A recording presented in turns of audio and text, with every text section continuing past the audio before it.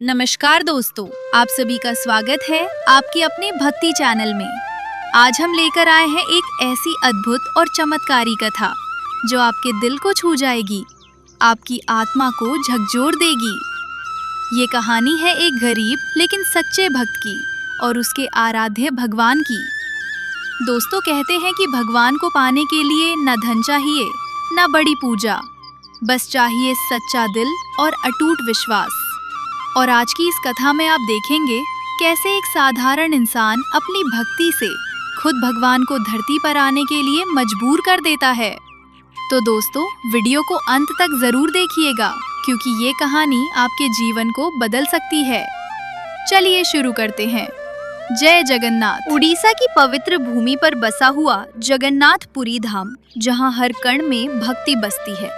समुद्र की लहरें जैसे भगवान के नाम का जप करती हैं और मंदिर की घंटियों की आवाज हर भक्त के हृदय को छू जाती है। ये वही स्थान है जहां भगवान स्वयं अपने भक्तों के बीच निवास करते हैं। मंदिर में विराजमान भगवान जगन्नाथ, उनके भाई बलभद्र और बहन सुभद्रा भक्तों को हर पल आशीर्वाद देते हैं। हर दिन हजारों भक्त दूर दूर से आते हैं, कोई अपनी इच्छा लेकर, कोई दुख लेकर, तो कोई केवल भगवान के दर्शन के लिए। लेकिन इसी पूरी नगरी में एक ऐसा भक्त भी रहता था जिसकी भक्ति सबसे अलग थी। वो ना तो अमीर था ना ही विद्वान, लेकिन उसका दिल पूरी तरह भगवान को समर्पित था। पुरी के छोटे से झोपड़ी में एक गरीब भक्त रहता था जिसका नाम माधव था। उसके पास खाने को भी मुश्किल से मिलता था, लेकिन उसके मन में भगवान के लिए असीम प्रेम था। हर सुबह वो उठकर स्नान करता और बिना कुछ खाए मंदिर की ओर चल पड़ता। उसके पास भगवान को चढ़ाने के लिए न सोना था न चांदी, केवल एक मुट्ठी चावल और सच्चा प्रेम। मंदिर के पुजारी और अन्य लोग उसे देखकर अक्सर हंसते थे, अरे भगवान को क्या मिलेगा तेरे सूखे चावल से। लेकिन माधव मुस्कुराकर कहता, भगवान को भोग नहीं भाव चाहिए। उसकी यही सच्चाई उसे भगवान के और करीब ले जा रही थी, हालांकि उसे खुद इसका अंदाजा नहीं था। पुरी के छोटे से झोपड़ी में एक गरीब भक्त रहता था जिसका नाम माधव था। उसके पास खाने को भी मुश्किल से मिलता था, लेकिन उसके मन में भगवान के लिए असीम प्रेम था। हर सुबह वो उठकर स्नान करता और बिना कुछ खाए मंदिर की ओर चल पड़ता। उसके पास भगवान को चढ़ाने के लिए न सोना था न चांदी, केवल एक मुट्ठी चावल और सच्चा प्रेम। मंदिर के पुजारी और अन्य लोग उसे देखकर अक्सर हंसते थे, अरे भगवान को क्या मिलेगा तेरे सूखे चावल से। लेकिन माधव मुस्कुराकर कहता, भगवान को भोग नहीं भाव चाहिए। उसकी यही सच्चाई उसे भगवान के और करीब ले जा रही थी, हालांकि उसे खुद इसका अंदाजा नहीं था। गांव के लोग माधव को पागल समझते थे। वे कहते, इतनी गरीबी में भी भगवान के पीछे पड़ा है। एक दिन कुछ लोगों ने उसे चिढ़ाने के लिए कहा, अगर भगवान तुझसे खुश हैं तो तुझे अमीर क्यों नहीं बना देते। माधव ने शांत स्वर में जवाब दिया, मैं भगवान से धन नहीं, उनके प्रेम। उस घटना के बाद माधव की भक्ति और गहरी हो गई। अब वो दिन रात भगवान का नाम जपता रहता। गांव के लोग धीरे धीरे सोच में पड़ गए, क्या सच में इसमें कुछ खास है। माधव अब किसी की बातों से प्रभावित नहीं होता था, उसका मन केवल भगवान में लग गया था। वो हर दिन मंदिर जाता और भगवान से बातें करता जैसे वे उसके मित्र हो। प्रभु, आज मैं आपके लिए कुछ अच्छा नहीं ला पाया, लेकिन आप तो मेरे दिल में रहते हैं। उसकी ये सच्ची बातें भगवान तक पहुंच रही थी और भगवान भी अब उसके जीवन में खुलकर लीला करने वाले थे। भगवान अपने सच्चे भक्त की परीक्षा जरूर लेते हैं। एक दिन ऐसा आया जब माधव के घर में खाने के लिए कुछ भी नहीं बचा। उसकी पत्नी और बच्चे भूखे थे। पत्नी ने दुखी होकर कहा, भगवान की पूजा से पेट नहीं भरता। माधव ने शांत स्वर में कहा, भगवान जरूर हमारी मदद करेंगे। लेकिन उस दिन भी कोई मदद नहीं आई। रात हो गई, सब भूखे ही सो गए। माधव मंदिर गया और भगवान के सामने बैठकर रोने लगा, प्रभु, अगर मेरी भक्ति सच्ची है तो मेरे परिवार को कष्ट मत दीजिए। उसकी आंखों से आंसू बह रहे थे और भगवान ये सब देख रहे थे। उस घटना के बाद माधव की भक्ति और गहरी हो गई। अब वो दिन रात भगवान का नाम जपता रहता। गांव के लोग धीरे धीरे सोच में पड़ गए, क्या सच में इसमें कुछ खास है। माधव अब किसी की बातों से प्रभावित नहीं होता था। उसका मन केवल भगवान में लग गया था। वो हर दिन मंदिर जाता और भगवान से बातें करता, जैसे वे उसके मित्र हों। प्रभु, आज मैं आपके लिए कुछ अच्छा नहीं ला पाया, लेकिन आप तो मेरे दिल में रहते हैं। उसकी ये सच्ची बातें भगवान तक पहुंच रही थी और भगवान भी अब उसके जीवन में खुलकर लीला करने वाले थे। भगवान अपने सच्चे भक्त की परीक्षा जरूर लेते हैं। एक दिन ऐसा आया जब माधव के घर में खाने के लिए कुछ भी नहीं बचा। उसकी पत्नी और बच्चे भूखे थे। पत्नी ने दुखी होकर कहा, भगवान की पूजा से पेट नहीं भरता। माधव ने शांत स्वर में कहा, भगवान जरूर हमारी मदद करेंगे। लेकिन उस दिन भी कोई मदद नहीं आई। रात हो गई, सब भूखे ही सो गए। माधव मंदिर गया और भगवान के सामने बैठकर रोने लगा। प्रभु, अगर मेरी भक्ति सच्ची है तो मेरे परिवार को कष्ट मत दीजिए। उसकी आंखों से आंसू बह रहे थे और भगवान ये सब देख रहे थे। उसी रात एक वृद्ध व्यक्ति माधव के घर आया। उसके हाथ में भोजन से भरी टोकरी थी। उसने दरवाजा खटखटाया। बेटा, ये भोजन ले लो। माधव की पत्नी ने दरवाजा खोला और आश्चर्य से देखा, इतना सारा भोजन। माधव ने उस वृद्ध को प्रणाम किया और पूछा, आप कौन हैं? वृद्ध मुस्कुराया और बोला, तुम्हारी भक्ति ने मुझे भेजा है। माधव समझ गया। उसकी आंखों से आंसू बहने लगे। जब वो धन्यवाद कहने के लिए बाहर आया, वृद्ध गायब हो चुका था। क्या वो स्वयं भगवान थे? अब माधव का विश्वास अटूट हो गया था। उसे पूरी तरह यकीन हो गया कि भगवान हमेशा उसके साथ हैं। गांव वालों को भी धीरे धीरे सच्चाई समझ आने लगी। अब वही लोग जो उसका मजाक उड़ाते थे, उससे आशीर्वाद लेने आने लगे। माधव ने कभी घमंड नहीं किया। वो हमेशा कहता, मैं कुछ नहीं, सब भगवान की कृपा है। उसकी विनम्रता और भक्ति ने उसे और भी महान बना दिया। लेकिन भगवान की लीला अभी खत्म नहीं हुई थी। अभी और भी बड़ी परीक्षा और चमत्कार बाकी थे। माधव के जीवन में फिर से कठिन समय आ गया। जो भोजन उस वृद्ध ने दिया था, वो कुछ ही दिनों में समाप्त हो गया। अब घर में फिर से भूख का साया मंडराने लगा। बच्चे रोते थे, पत्नी की आंखों में आंसू रहते थे। माधव के मन में एक पल के लिए भी भगवान पर संदेह नहीं आया, लेकिन उसके हृदय में दर्द जरूर था। वो मंदिर जाकर बोला, प्रभु, मैं भूखा रह सकता हूँ, लेकिन मेरे बच्चों को मत रुलाइए। उसकी आवाज में करुणा थी। उसकी भक्ति अब परीक्षा की अग्नि में तप रही थी और भगवान अपने भक्त की हर पुकार सुन रहे थे। अब गांव में माधव की चर्चा होने लगी थी। कुछ लोग कहते, ये सच्चा भक्त है, तो कुछ अब भी मजाक उड़ाते, अगर भगवान इसके साथ हैं तो ये गरीब क्यों है?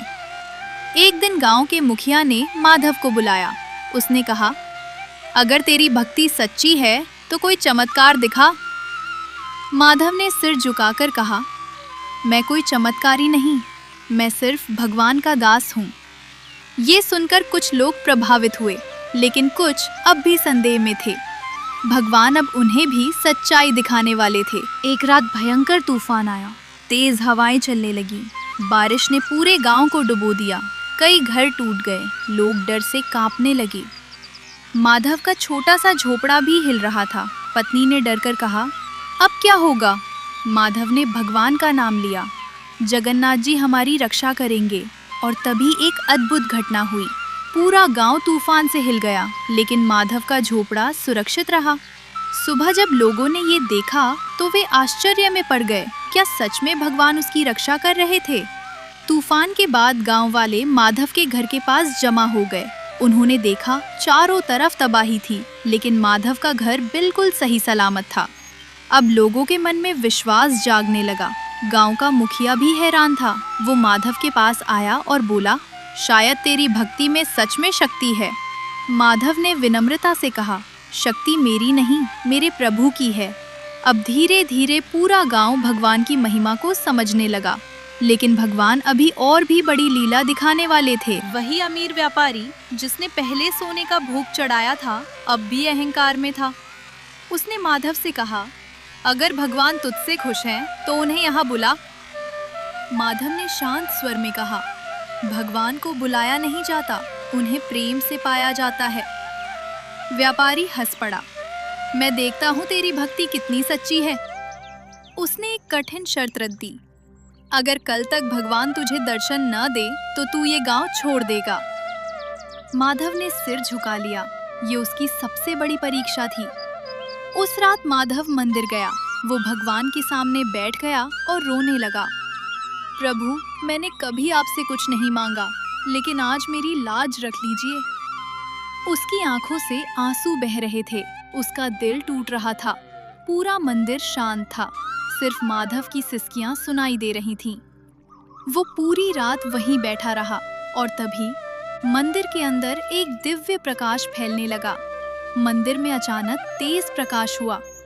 माधव ने अपनी आंखें खोलीं और सामने जो देखा वो अविश्वसनीय था। स्वयं भगवान जगन्नाथ उसके सामने खड़े थे। उनकी आंखों में करुणा थी, उनके चेहरे पर दिव्य मुस्कान। माधव रो पड़ा। वो उनके चरणों में गिर गया। भगवान ने उसे उठाया और कहा, माधव, तुम्हारी भक्ति ने हमें प्रसन्न कर दिया। हम हमेशा तुम्हारे साथ हैं। अगले दिन जब गांव वाले मंदिर पहुंचे तो उन्होंने भी एक अद्भुत प्रकाश देखा। अब सबको विश्वास हो गया कि माधव सच्चा भक्त है और उसकी भक्ति ने स्वयं भगवान को प्रकट कर दिया। भगवान के दर्शन की खबर आग की तरह पूरे गांव में फैल गई। अब हर कोई माधव के घर और मंदिर की ओर दौड़ रहा था। जो लोग पहले उसका मजाक उड़ाते थे, अब वही उसके चरण छूने लगे। गांव का मुखिया भी उसके सामने सिर झुकाकर बोला, माधव, हमें माफ कर दो, हम तुम्हें समझ नहीं पाए। माधव ने मुस्कुराकर कहा, मैं कौन होता हूँ माफ करने वाला? सब प्रभु की लीला है। उसकी विनम्रता देखकर सब और भी प्रभावित हो गए। लेकिन उसी भीड़ में वो अहंकारी व्यापारी भी खड़ा था, जिसके मन में अब भी संदेह था। व्यापारी ये सब देखकर भी शांत नहीं हुआ। उसने कहा, ये सब एक भ्रम हो सकता है। लोगों ने उसे समझाया, अब तो खुद भगवान प्रकट हो चुके हैं। लेकिन उसका अहंकार उसे सच्चाई स्वीकार करने नहीं दे रहा था। वो माधव के पास आया और बोला, अगर तेरे भगवान सच में शक्तिशाली हैं, तो मेरे मृत पुत्र जीवित कर दे। पूरा गांव सन्न रह गया। यह एक असंभव मांग थी। अब सबकी नजरें माधव पर थीं। माधव का दिल कांप उठा। वह जानता था कि यह परीक्षा उसकी शक्ति से बाहर है। उसने धीरे से कहा, जीवन और मृत्यु प्रभु के हाथ में है। लेकिन व्यापारी ने जोर देकर कहा, अगर भगवान सच में है तो ये करके दिखाओ। गांव वाले भी अब डर गए थे। माधव ने आंखें बंद की और भगवान को याद किया, प्रभु, ये मेरी नहीं, आपकी परीक्षा है। उसकी प्रार्थना पूरे वातावरण में गूंजने लगी। माधव उस मृत बालक के पास गया। उसने उसके सिर पर हाथ रखा और भगवान का नाम जपने लगा, जय जगन्नाथ, जय जगन्नाथ। पूरा गांव सांस रोककर ये दृश्य देख रहा था। माधव की आंखों से आंसू बह रहे थे। उसका हर शब्द भगवान को पुकार रहा था। और तभी एक हल्की सी हलचल हुई। बालक की उंगलियां हिलने लगीं। कुछ ही क्षणों में वो मृत बालक धीरे धीरे उठ बैठा। पूरा गांव चौंक उठा। लोगों की आंखों में विश्वास नहीं हो रहा था। व्यापारी अपने पुत्र को गले लगाकर रोने लगा, हे भगवान, मैंने आपको नहीं पहचाना। अब उसका अहंकार पूरी तरह टूट चुका था। वो माधव के चरणों में गिर पड़ा, मुझे क्षमा कर दो। माधव ने उसे उठाकर कहा, प्रभु की कृपा से सब संभव है। अब पूरे गांव में भक्ति की लहर दौड़ पड़ी। अब माधव का नाम दूर दूर तक फैल गया। लोग दूसरे गांवों से भी आने लगे, कोई बीमारी लेकर, कोई दुख लेकर। सबको विश्वास था कि माधव के माध्यम से भगवान उनकी मदद करेंगे। लेकिन माधव कभी खुद को बड़ा नहीं मानता था। वो हमेशा कहता, मैं सिर्फ एक माध्यम हूँ। उसकी यही सादगी उसे और महान बना रही थी। भगवान अपने भक्त को हमेशा ऊंचा उठाने के लिए परीक्षा लेते हैं। एक दिन माधव के मन में एक विचार आया, क्या मेरी भक्ति में कहीं अहंकार तो नहीं आ गया? उसने खुद को परखने का निर्णय लिया। उसने तय किया कि वो कुछ दिनों तक मंदिर नहीं जाएगा और देखेगा कि उसका मन क्या करता है। ये उसकी आत्मा की सबसे बड़ी परीक्षा थी। माधव ने मंदिर जाना बंद कर दिया। पहले दिन ही उसका मन बेचैन हो गया। दूसरे दिन वो और भी व्याकुल हो गया। तीसरे दिन उसकी हालत ऐसी हो गई जैसे कोई मछली पानी के बिना तड़प रही हो। उसने महसूस किया, मैं भगवान के बिना कुछ भी नहीं। उसकी आंखों से आंसू बहने लगे। अब वो और नहीं सह सका। माधव दौड़ते हुए मंदिर पहुंचा। जैसे ही उसने भगवान के दर्शन किए, वो उनके चरणों में गिर पड़ा। प्रभु, मैं आपसे दूर नहीं रह सकता।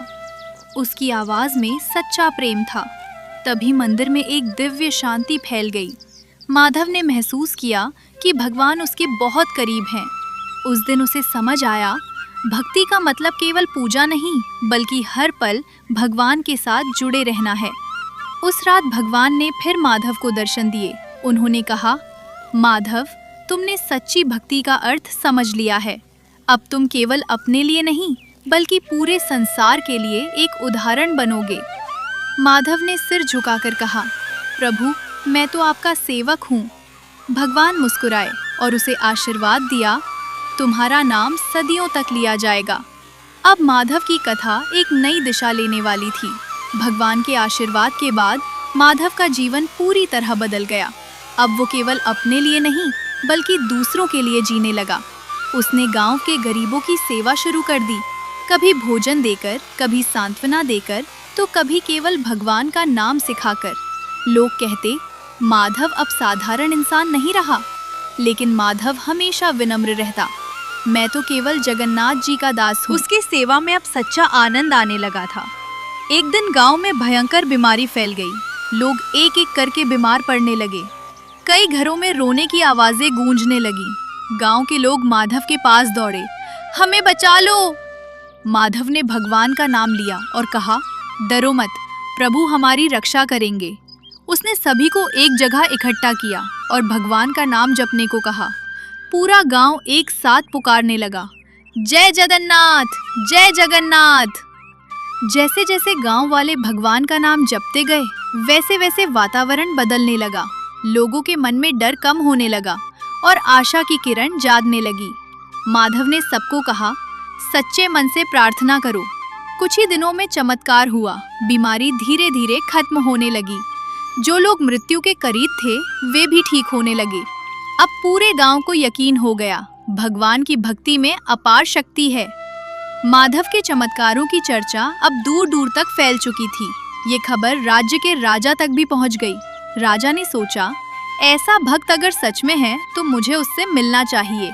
उसने तुरंत अपने सैनिकों को भेजा माधव को राजमहल बुलाने के लिए। गांव वाले डर गए, अब क्या होगा? लेकिन माधव शांत था। उसे विश्वास था कि सब भगवान की इच्छा से हो रहा है। माधव जब राजमहल पहुंचा तो राजा ने उसका भव्य स्वागत किया, लेकिन उसके मन में एक सवाल था, क्या ये सब सच है? राजा ने कहा, अगर तुम्हारी भक्ति सच्ची है तो मेरे राज्य में कभी भी कोई दुख नहीं होना चाहिए। ये एक बहुत बड़ी शर्त थी। माधव ने विनम्रता से कहा, महाराज, सुख दुख भगवान की इच्छा से आते हैं। लेकिन राजा पूरी तरह संतुष्ट नहीं हुआ। उसने एक और परीक्षा लेने का निश्चय किया। राजा ने माधव को एक अंधेरे बंदी गृह में बंद करवा दिया। उसने कहा, अगर तुम्हारे भगवान सच में हैं तो वे तुम्हें यहाँ से मुक्त कर देंगे। माधव अकेला था, चारों तरफ अंधेरा, लेकिन उसके मन में डर नहीं था। वो बस भगवान का नाम जपता रहा, जय जगन्नाथ, जय जगन्नाथ। उसकी आवाज बंदी गृह में गूंज रही थी। अचानक बंदी गृह में एक तेज प्रकाश फैल गया। माधव ने आंखें खोली और सामने वही दिव्य रूप था। स्वयं भगवान जगन्नाथ प्रकट हुए। उन्होंने मुस्कुराकर कहा, माधव, तुम जहां भी रहोगे हम तुम्हारे साथ हैं। जैसे ही उन्होंने अपना हाथ उठाया, बंदी गृह का दरवाजा अपने आप खुल गया। सुबह जब राजा ने देखा कि माधव बाहर खड़ा है तो वो आश्चर्य में पड़ गया। ये कैसे संभव है? माधव ने शांत स्वर में कहा, प्रभु की कृपा से। राजा तुरंत उसके चरणों में गिर पड़ा, मुझे क्षमा कर दो।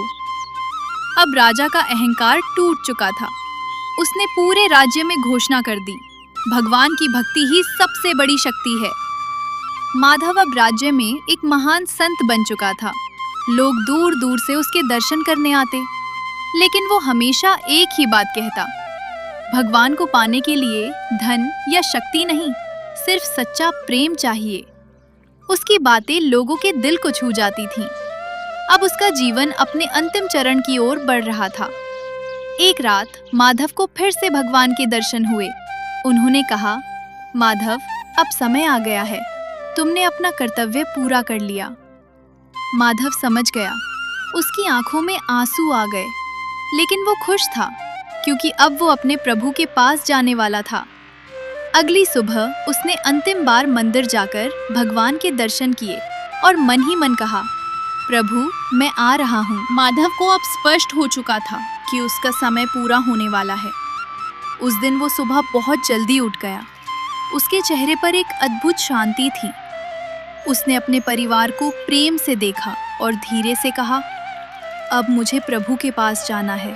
परिवार रोने लगा, लेकिन माधव मुस्कुरा रहा था क्योंकि उसके लिए ये अंत नहीं बल्कि भगवान से मिलने का क्षण था। माधव मंदिर पहुंचा। उसने भगवान के सामने बैठकर भजन गाना शुरू किया, जय जगन्नाथ, जय जगन्नाथ। उसकी आवाज़ में इतनी भक्ति थी कि पूरा मंदिर भाव विभोर हो गया। लोग एक एक करके वहां इकट्ठा होने लगे। हर किसी की आंखों में आंसू थे क्योंकि सबको महसूस हो रहा था, आज कुछ विशेष होने वाला है। भजन के बीच में अचानक मंदिर में एक अद्भुत सुगंध फैल गई। घंटियां अपने आप बजने लगी और वातावरण पूरी तरह दिव्य हो गया। लोग आश्चर्य से इधर उधर देखने लगे। माधव ने आंखें बंद कर लीं। वो समझ गया, प्रभु उसे लेने आ गए हैं। अचानक मंदिर के अंदर तेज प्रकाश फैल गया और उस प्रकाश के बीच प्रकट हुए स्वयं भगवान जगन्नाथ। उनका दिव्य रूप देखकर सभी लोग स्तब्ध रह गए। कुछ लोग तो डर के मारे झुक गए, तो कुछ खुशी से रोने लगे। माधव ने जैसे ही अपने प्रभु को देखा, वो उनके चरणों में गिर पड़ा। भगवान ने माधव को उठाया। उनकी आंखों में प्रेम था और माधव की आंखों में आंसू। भगवान बोले, माधव, तुमने सच्ची भक्ति का मार्ग दिखाया है, अब तुम हमारे साथ चलो। माधव ने हाथ जोड़कर कहा, प्रभु, यही मेरा सबसे बड़ा सौभाग्य है। पूरा मंदिर इस दिव्य मिलन का साक्षी बन रहा था। जैसे ही भगवान ने माधव का हाथ पकड़ा, उसके शरीर से एक तेज प्रकाश निकलने लगा। धीरे धीरे उसका शरीर शांत हो गया और उसकी आत्मा भगवान के साथ मिल गई। ये दृश्य इतना दिव्य था कि शब्दों में वर्णन करना मुश्किल था। जब लोगों ने ये देखा तो पूरे गांव में शोक और भक्ति का मिश्रण फैल गया। कुछ लोग रो रहे थे तो कुछ जय जगन्नाथ का नाम जप रहे थे। हर किसी के दिल में एक ही भावना थी, हमने एक सच्चे भक्त को खो दिया। लेकिन साथ ही गर्व भी था कि उन्होंने ऐसा भक्त देखा। राजा को जब ये समाचार मिला तो वो तुरंत मंदिर पहुंचा। उसने माधव के लिए भव्य सम्मान का आयोजन किया। पूरे राज्य में घोषणा की गई, माधव जैसे भक्त सदियों में जन्म लेते हैं। राजा ने उसके नाम पर एक स्मारक बनवाने का आदेश दिया। अब माधव की कथा हर जगह सुनाई जाने लगी, मंदिरों में, घरों में, यात्राओं में। लोग उसकी भक्ति से प्रेरणा लेने लगे। बच्चों को सिखाया जाने लगा सच्ची भक्ति कैसी होती है। माधव के जाने के बाद भी चमत्कार बंद नहीं हुए। लोग कहते थे, जब भी कोई सच्चे मन से पुकारता है, माधव की आत्मा उसकी मदद करती है। मंदिर में आज भी कई लोगों को दिव्य अनुभव होते हैं। इस कथा से लोगों ने सीखा कि भगवान को पाने के लिए न धन चाहिए न शक्ति, बस सच्चा प्रेम और विश्वास चाहिए। माधव ने यही संदेश पूरे संसार को दिया। भगवान जगन्नाथ जी की महिमा अनंत है। वे अपने भक्तों की हर पुकार सुनते हैं। जो सच्चे मन से उन्हें याद करता है, वे उसके जीवन में अवश्य आते हैं। भक्ति में इतनी शक्ति होती है कि वो असंभव को भी संभव बना देती है। माधव की कहानी इसका सबसे बड़ा प्रमाण है। उसने बिना धन, बिना साधन, सिर्फ प्रेम से भगवान को पा लिया। इस कथा का सार यही है, जीवन में चाहे कितनी भी कठिनाई आए, भगवान पर विश्वास कभी मत छोड़ो, क्योंकि जब सब साथ छोड़ देते हैं तब भगवान ही साथ देते हैं। माधव की ये कथा हमें सिखाती है कि सच्ची भक्ति कभी व्यर्थ नहीं जाती। भगवान अपने भक्तों की हर परीक्षा लेते हैं, लेकिन अंत में उन्हें अपना लेते हैं। आज भी जब कोई सच्चे दिल से पुकारता है जय जगन्नाथ, तो कहीं ना कहीं भगवान मुस्कुराते हैं। दोस्तों, यही थी भगवान और उनके परम भक्त की ये अद्भुत कथा। ये कहानी हमें सिखाती है कि अगर हमारी भक्ति सच्ची हो तो भगवान खुद हमारे जीवन में आकर हमारी मदद करते हैं। चाहे कितनी भी कठिनाई क्यों ना आए, हमें अपने विश्वास को कभी टूटने नहीं देना चाहिए। अगर आपको ये कथा पसंद आई हो तो वीडियो को लाइक जरूर करें और ऐसे ही भक्ति से भरे वीडियो देखने के लिए चैनल को सब्सक्राइब करना न भूलें। कमेंट में जरूर लिखें जय जगन्नाथ और अपने दोस्तों और परिवार के साथ इस वीडियो को जरूर शेयर करें। फिर मिलेंगे एक और अद्भुत कथा के साथ। तब तक के लिए जय जगन्नाथ।